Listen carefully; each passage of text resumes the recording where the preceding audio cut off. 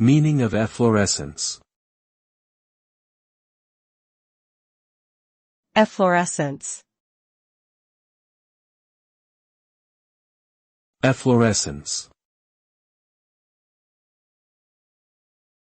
Efflorescence. Efflorescence. The word efflorescence refers to the process of blooming or flourishing, often used to describe the growth or development of something.